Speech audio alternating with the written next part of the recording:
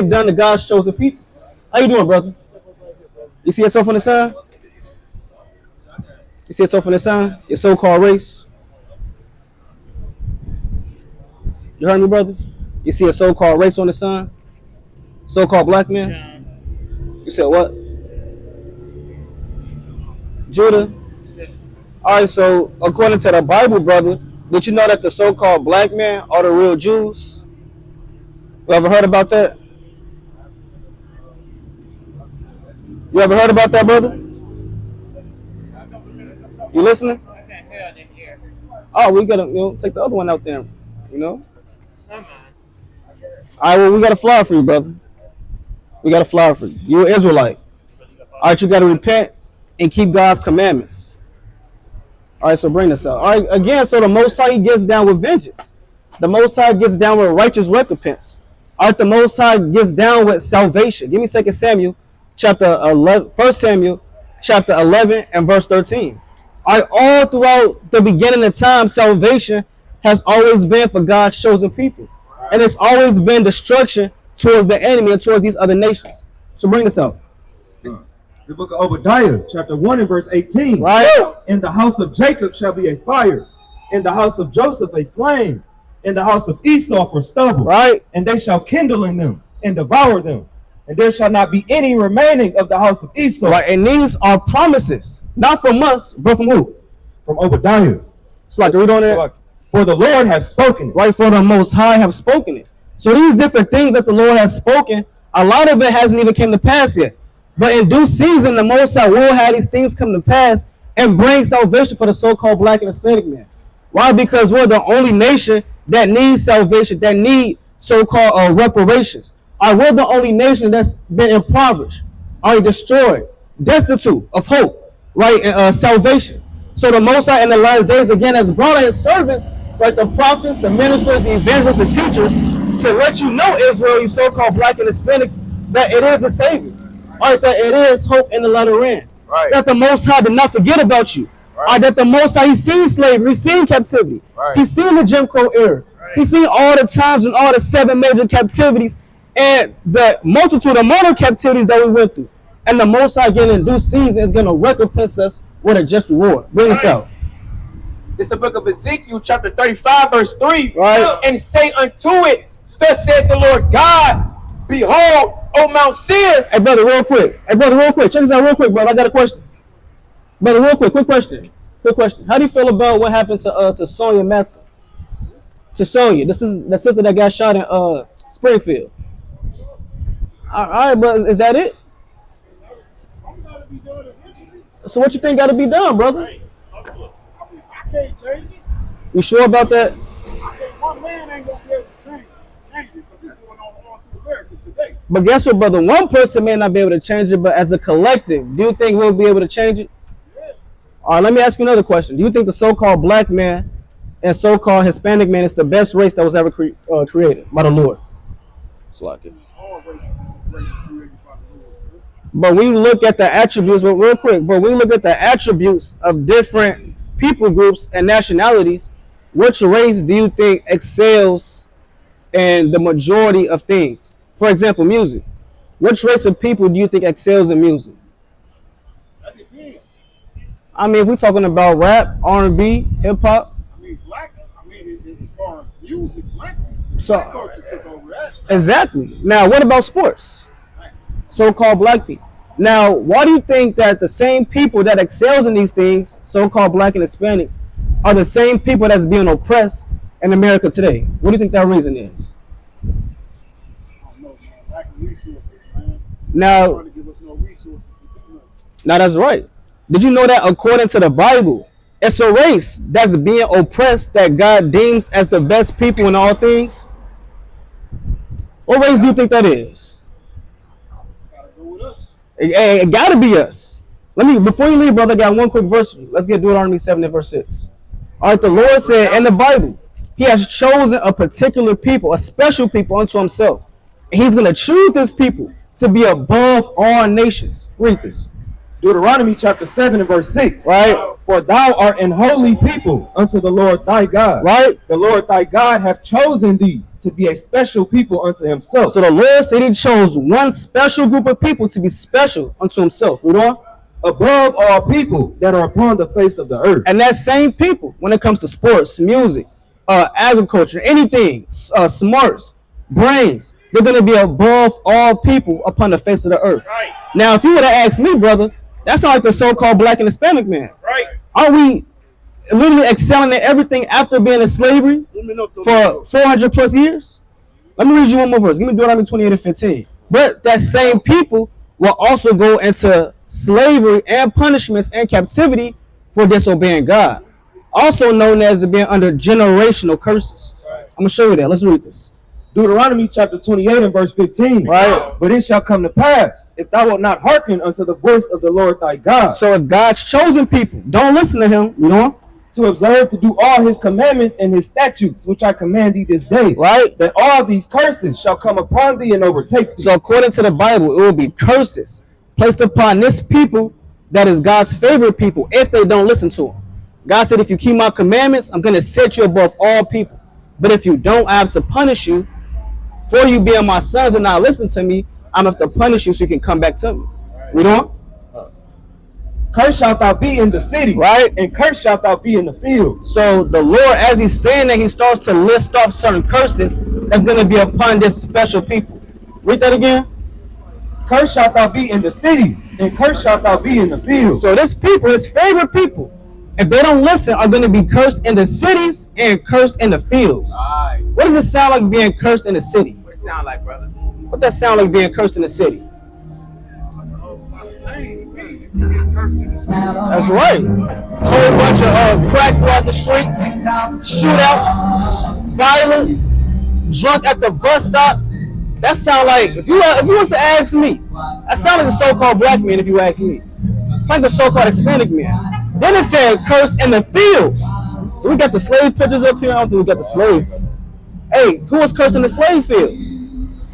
The so-called black and Hispanic man. That's right. How the so-called Spaniards came to Mexico and these other so-called Hispanic islands, conquered them. How the European man came to the Americas. He went to Haiti, went to Jamaica, conquered and colonized all them. The Lord said, curse shalt thou be in the fields. All right, picking all that cotton till your hands bleed, fingernails getting cut, they falling off, master cracking that whip on your back, Right. until he damn make your back bleed and your bones are showing. Right. Those things happen to God's favorite people according to the Bible. They will be cursed in cities and cursed in fields. Read verse 54. It's another curse. All right, read on. Verse 54. So that the man that is tender among you and very delicate, his eyes shall be evil toward his brother. So another curse is that this people, if they don't listen to God, the Lord is going to make their eye evil toward one another. What does that sound like? Your eye being evil toward one another. That's right. And then Julio Fulio just get killed. He was up and coming. Well, he was already up, but he was a rap artist. They seen that success and they killed him. It's plenty of rappers that have been killed. Not even rappers, but even someone in your local hood, you see they get a little bit of money, next man start envying them.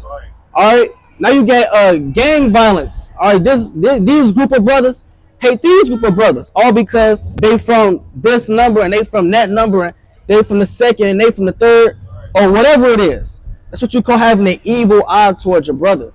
That's like when you walking down the street and you see a group of so-called black men walking, you start getting nervous. You trying to think, okay, should I turn left? Should I turn right? Or should I speed up? You don't know what to do. That's your eye being evil towards your brother. And again, that happens to who? Our people. Read on.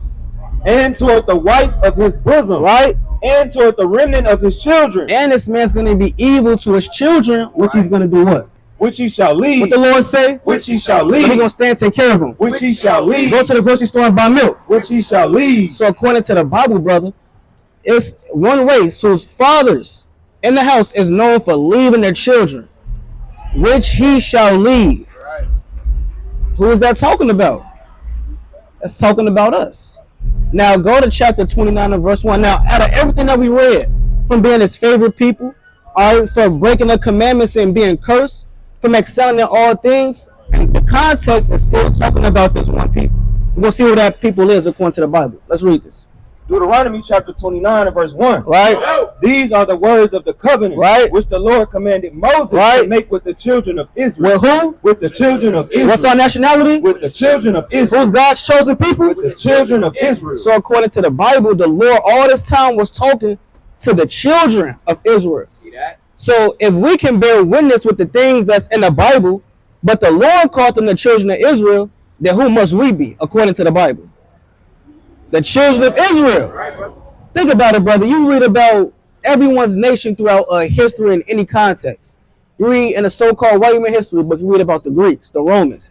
Or you even read about the Chinese man. You read about the Tang Dynasty, the Han Dynasty, how they built the Great Wall of China. Read about the Persian Empire and things like that. When have they ever taught you about your empire? Right. Never. How about your dynasties? Never. So where is our history? It's lost, but guess what? According to the Bible, this will be our history book. We will be the Israelites according to the Bible. You can go into history, go into prophecy, archaeology, and as we just read through the Bible, through the precepts, even the Spirit bears witness that these men that wrote these letters are so-called black men, Right. so-called Hispanic men. Right. I'm gonna show you that. Give me Job 30 and 30. All right, give me Jeremiah chapter 8 and the last verse. All right, read this. The book of Job, chapter 30 and verse 30. Right? My skin is black upon me. What Job say? My skin is black upon me. So you have in the book in the Bible known as the book of Job. All right, Job wrote this out, or the man that scribed for Job wrote this out. Job said, my skin is black upon me. So according to the Bible, Job was a dark skin. Job was a man with melanin. All right, Job wasn't a so-called white man. How they painted out to be. All right, the angels. You think the angels are so-called white men? No. And you too, brother. You listening? Give me Ezekiel chapter 1 and verse 4. Let's see what color the angels are according to the Bible. See, this world has taught us that everyone in this book is white. All right, the angels are white. Jesus Christ is white. God is white. Right. But according to the Bible, all these men, again, are melanated men. Again, our ancestors actually wrote the Bible. We read about James, John. We read about Isaiah, Jeremiah. We read about Adam. It said Adam came from the dust of the ground. What color is the ground? Brown. Which means the first man was a brown-skinned man. So let's see what color even the angels are according to the Bible. Read this. Ezekiel chapter 1 and verse 4. Right? And I looked, and behold, a whirlwind came out of the north, a great cloud, and a fire enfolding itself. Right? And a brightness was about it. Right. And out of the midst thereof, as the color of amber, out of the midst of the fire. And also out of the midst thereof came the likeness of 4 living creatures. So these 4 creatures are the angels. Ezekiel was writing this down, right by the river of Cherith, I believe. And as he's writing his vision down, he says he's seen the likeness of 4 creatures. You know what? And this is their appearance. And this is their appearance. Imagine if you see a UFO, right, and you seen 4 creatures coming out, and you gonna pull out your phone, start recording. If you got your phone, you may start writing it down. So this is what Ezekiel was doing, brother. He's writing down what he's seeing. You know? They had the likeness of a man. Right?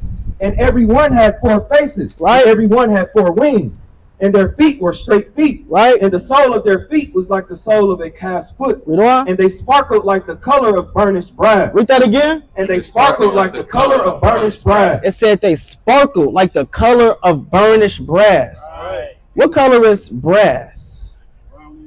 Right, it's like that brownish gold color. Why didn't it say that they was pale as snow, white as snow? All right, why didn't it say that they was pink?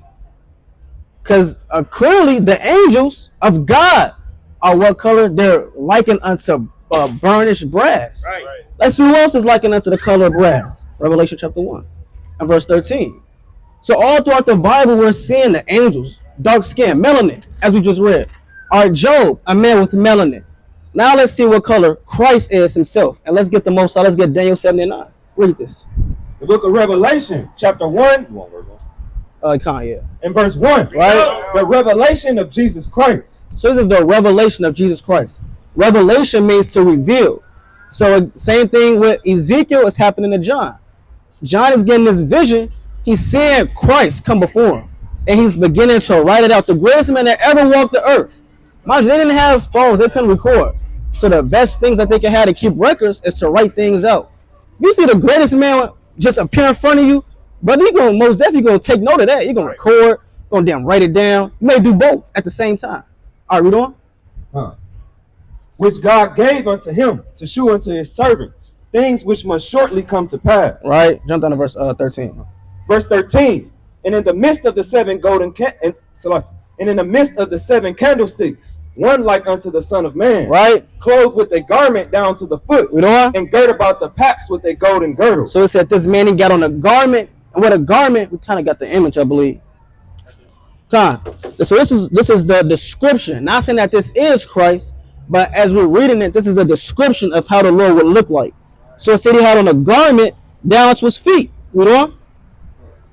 And girt about the paps. And girt about the paps with a golden girdle. Right, a girdle is a war instrument used to hold up your garment and to for you to not get stabbed through in war. So he got like a golden belt on. So we see the Lord is rocking gold. Who rock gold more than the so-called black man? Nobody. Right. So out of all the colors Christ could have used, he picked that gold. So let me throw that gold on real quick. Let me snap that around. You know? His head and his hairs were white like wool, right? As white as snow, right? And his eyes were as a flame of fire. And not only that, but Christ has a white woolly hair. That texture of wool. What texture is that? Is it a soft sheep or a soft horse type of feel, or is it like a nappy? Yeah, it's like a nappy type of feel. It's kind of tough. So Christ had white woolly hair, kind of like you, but kind of like your beard. I bet if you was to let your beard grow out a little bit more, you had that little, you have to pick it out. Yeah, kind of got to do your thing. And it's white, right? So that's the description of the Lord right there. Read on. And his feet like unto fine brass. And like we read with the angels, how they was goldish and polished brass, the same thing with Christ. His feet like unto polished brass. Read on. As if they burned in a furnace. Now, why did it describe his feet? Because remember, he got on that long garment. So when he looked down and seen his feet, obviously the top of your feet is the same color as the rest of your body. So Christ was even a brown-skinned man. Read on. And his voice as the sound of many waters. Right, and he was a loud man too. He spoke, he got on man, austere. Again, that's the so-called black man if you ask me. Austere, he loud, getting on people that's going off. Got a mighty beard, probably had an afro or something like that. Guess what? That's describing the Lord. So according to the Bible, these men, give me Hebrews chapter 7 and verse 14. You going, brother? All right, before you leave, brother, what's your race according to the Bible that we just talked about? Israelite. That's right, brother. You're an Israelite. All right, we got a flyer for you too, King. All right, all praise to the Most High. Right, all praises to the Most High. We got another one. Where at? Come on. All right, so again, all praise to the Most High. That's the whole reason why we out here. Right. Hey, brother, quick question. How do you feel about this sign? But how do you feel about this sign real quick? 2 minutes. Yeah. You got to separate from the white woman if you with her, brother. Oh, see that? Yep. Hey, brother, how you feel about this sign?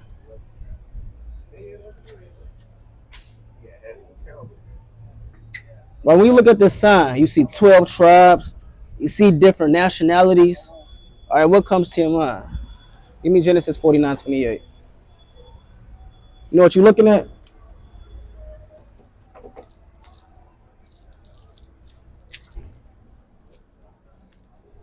I got work clothes on, man. I can't comment, but I will. All right, brother. You're an Israelite, brother. What? Read this. This is waiting. You looking that long just to say that and peel off. All right, read this. The book of Genesis, chapter 49, verse 28. Right. All these are the 12 tribes of Israel. Right. Brother, all the brother had to do was just give an answer. He would have got the answer, the right answer. Right. All right. All these are the 12 tribes, right, of the children of Israel. Give me Isaiah 1 and 3, the classic. Give me Isaiah chapter 1, verse 3, and Jeremiah chapter 4, verse number 22. Give me Jeremiah 4 first. All right. Jeremiah chapter 4 and verse number 22. All right. It's the book of Jeremiah chapter 4 and verse 22. Right. For my people is foolish. Right. They have not known me. Right. They are Sardis children. Right.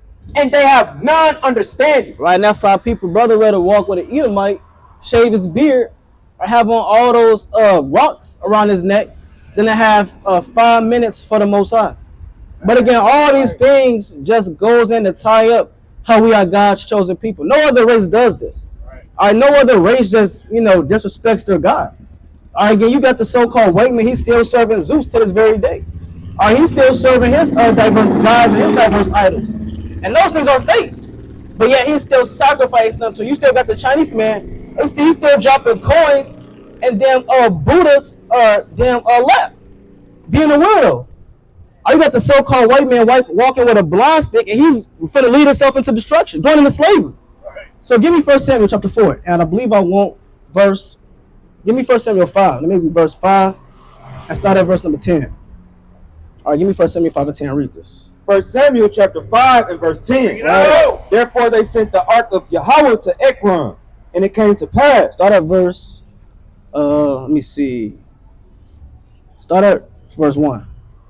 1 Samuel chapter 5 and verse 1. Right. And the Philistines took the ark of God and brought it from Ebenezer unto Ashdod. Right. When the Philistines took the ark of God, they brought it into the house of Dagon. Right. So the Philistines, they overtook us, and they took the ark of the Most High, the most holy thing. All right. They had the audacity to take the most holy thing and put it next beside their God, Dagon. Right. And again, you so-called black and Hispanics, you have your own God.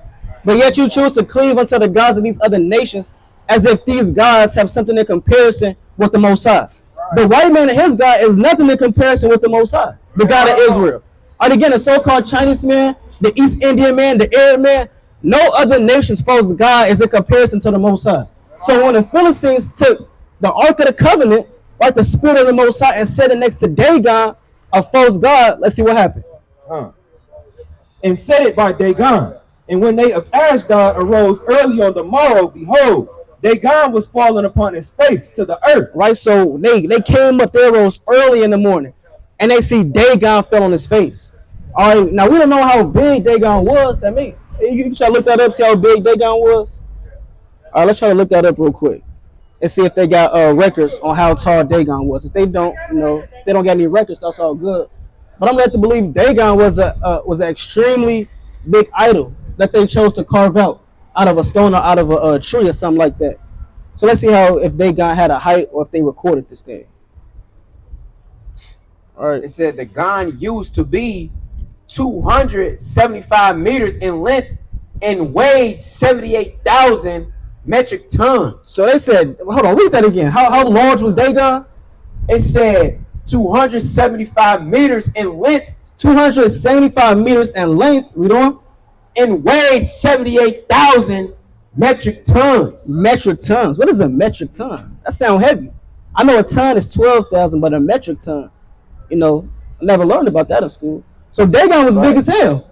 Dagon was, man, probably the size of that damn building or something. It's more than that too. All right, read on. Right. It says now he is 300 meters and weighs 90,000 metric tons. Weighs 90,000 metric tons. It says now. Right. Now. As if they added more stature onto Dagon.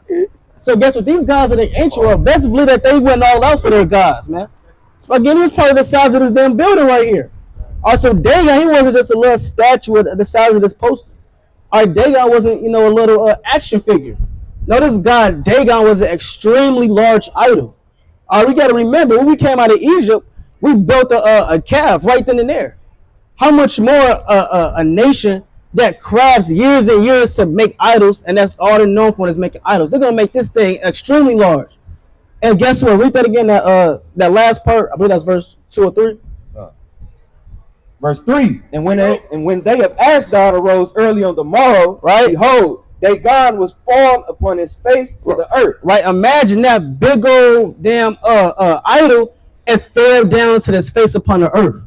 A mortal man just can't push it and it falls down. Or someone just can't, lean onto it and it tip over. It has to be something that's extremely more powerful for this thing to fall to his face upon the earth. You know? And before the ark of the Lord. Like, and it fell before the ark of the Most High. And the ark of the Most High, according to the size of Dagon, the ark is small according to the size of Dagon. The ark is that, it's not this big old statue. The ark literally fits in the holiest of holies, right? A small little area within the back of the temple or the tabernacle. You know?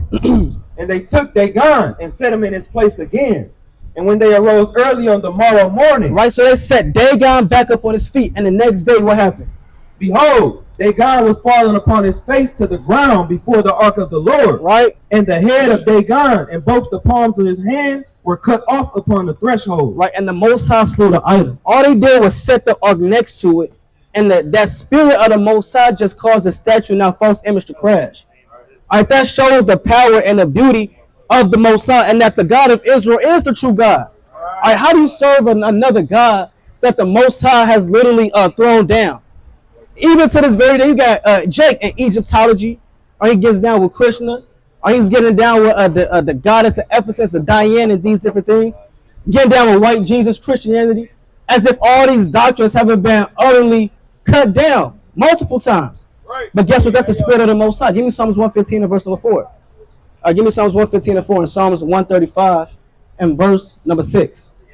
All right, let's read this. Psalms 115 and verse number 4. And that shows that, again, these gods of these other nations are idols. And that the Most High, Yahweh, is the true God. And that same God is coming back again to deliver you so-called black and Hispanics from slavery. Right. All right, from the spiritual grip that Babylon and these different places have on your mind. So read this. Psalms chapter 115 and verse 4. Yo, Their Psalms idols 135. are silver and gold, the work of men's hands. Right, They have mouths, but they speak not. right, Eyes have they, but they see not. right, They have ears, but they hear not. Noses have they, but they smell not. right. They have hands, but they handle not. Feet have they, but they walk not. Neither speak they